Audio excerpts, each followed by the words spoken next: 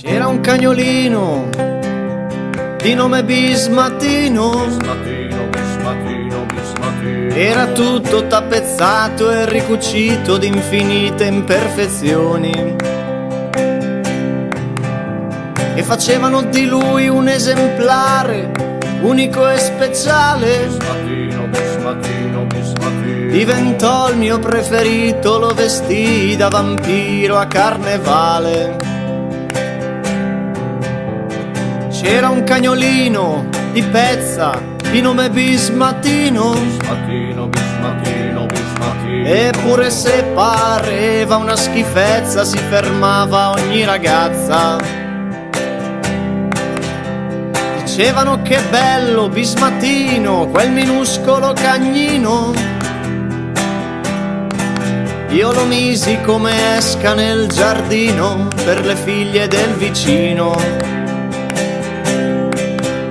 Fermaron 3 mignotte altoatesine una mattina, mi rapirono il cagnetto, lo trovai inzuppato dentro alla latrina, quanto mai. Avevo un cagnolino da bambino, si chiamava Bismattino.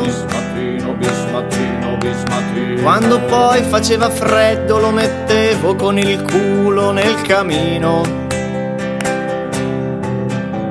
Aveva 0 occhi, 4 nasi e un piccolo codino, che poi di tanto in tanto si staccava e finiva nel cestino.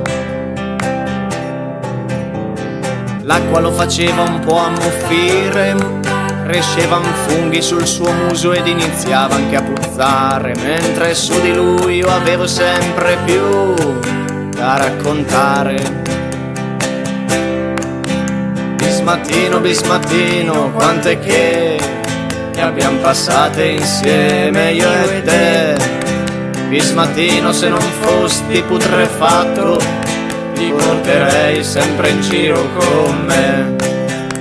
C'era un piccolo cagnetto un po' puzzotto di nome Bismattino, proveniva da un pianeta assai lontano col suo amico che è il Matino. Vivevano dentro al mio comodino, tra le polveri impietose. Ne conservo le reliquie come fossero di sante assai famose. C'avevo un attrezzino caniforme di nome Bismattino, era fuori dall'enorme peso di una società in declino. Oramai nessun marmocchio giocherebbe con un cencio così orrendo. Io che invece sono adulto, qualche volta dal cassetto lo riprendo. Nessuno può capire, sarò un pazzo visionario, però questa volta no, non sto scherzando. E Bismattino, adesso te lo dico, sei un mito. Bismattino, Bismattino, quante che ne abbiamo passate insieme io e te.